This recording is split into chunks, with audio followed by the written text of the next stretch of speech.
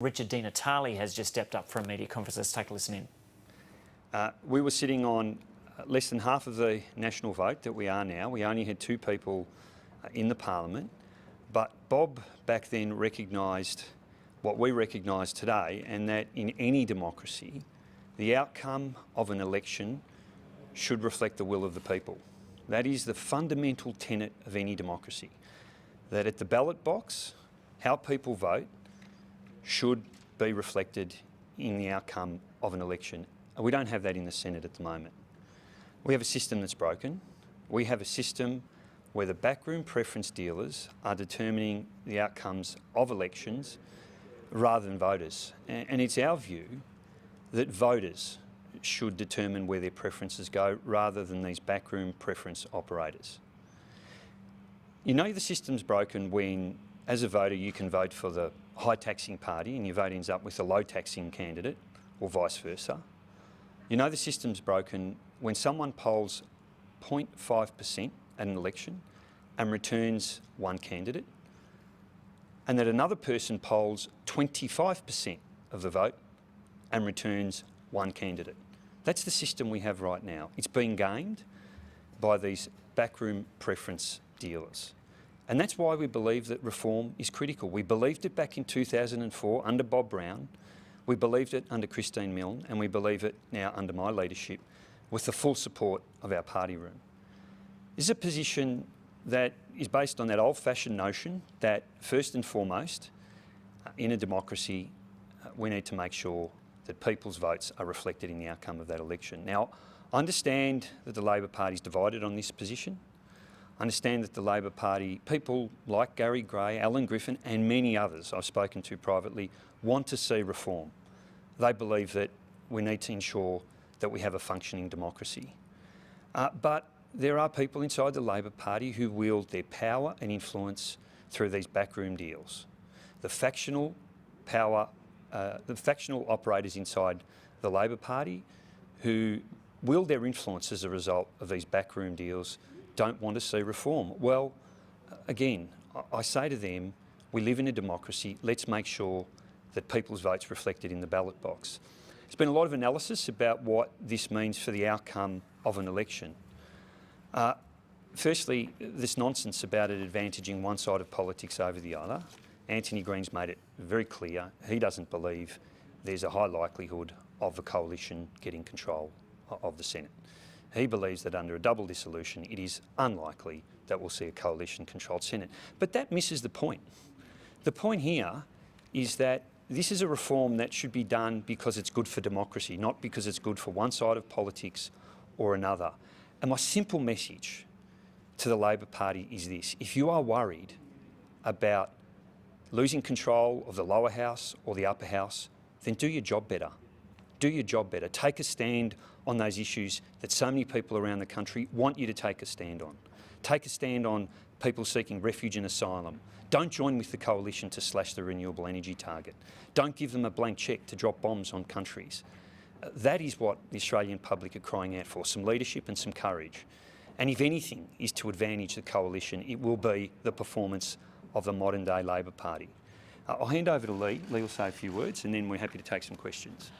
The Greens very much welcome that this bill has now been introduced.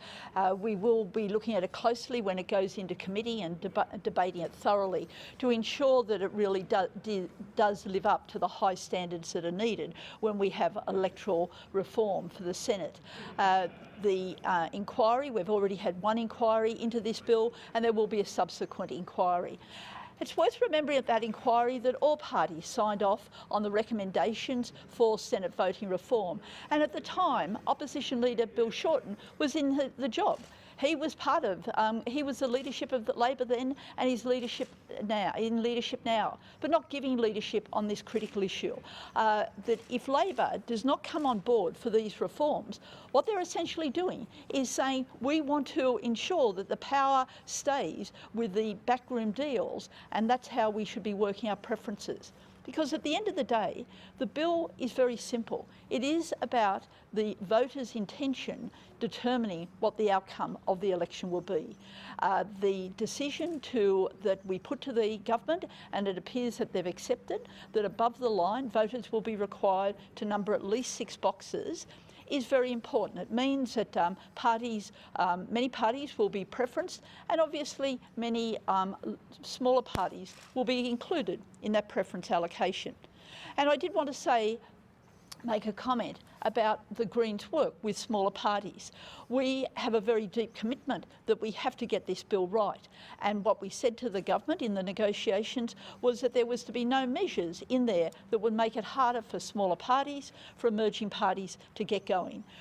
We have taken this into the Senate previously when we disagreed, when Labor lined up with the coalition to double the nomination fee for registered party, double the nomination fee to run in elections. We said we would not agree with any measures in this bill that would increase membership. I give emphasis to that because there have been distortions about the intent of this bill. It's not about locking out small parties. It doesn't prevent any party running. That is an incredible important basis of our democratic system, and we know with each election new parties will be thrown up. But right now this Senate voting reform needs to be in place before the next election. Labor should get on board, or otherwise we'll just see more of this non-leadership from Bill Shorten, and we will see a Labor Party further identified with they want to hang out with the backroom deals because that's where they can wield some power. That power is starting to fall away from them, and they will just be looking very foolish. Thanks. As the Greens, would you not get an advantage out of this change by taking votes away from those micro parties and independents? So we've done some analysis about what this would have meant for the Greens' prospects in previous elections. I think we would have lost a senator in one election and picked up another one in another election. So ultimately, I think it makes very little difference to our prospects. What it does do, and I know this is something that's people in this place find really hard to grasp, right? Really, but sometimes there is a point of principle that you have to actually stand up for. And how can anyone suggest that the voting system in the Senate is a fair one? When you are seeing people elected on 0.5% of the vote, someone can get 25% of the vote and still return just one senator. How can anyone suggest that's fair? How can anyone suggest it's fair that you can vote for the pro-climate change party and you elect a climate denier, or vice versa? That is a distortion of a democracy, and it needs to be fixed. So we have campaigned for this back from 2004, back when our numbers were small, back when we were considered to be a micro party or a small party, whatever language you like to use, because we know it's the right thing to do. Now, we have an opportunity, you don't get many of them in this place, to do something important that strengthens a democracy, and we took that opportunity. We spoke to the government. Now, the government has listened to our recommendations, it appears. We're going to scrutinise the legislation through the committee process. We've already had a prolonged review through JSEM to look at optional preferential voting, which was very supportive and supported by the then Labor Party. Now, if the power brokers inside the Labor Party, the faceless men, some of whom aren't so faceless as well, want to support the status quo because that's where they get their power and influence, well, that's their mistake. That's their mistake. Ultimately, we think what we are doing is good for democracy. I don't think it will make a big difference to the Greens' prospects. I think ultimately, if you are worried about the coalition having control of the lower or upper house, it's up to us as members of Parliament to do our job as an opposition, and we're doing that right now, and Australians are recognising it in increasing numbers, and the Labor Party should do the same. You mentioned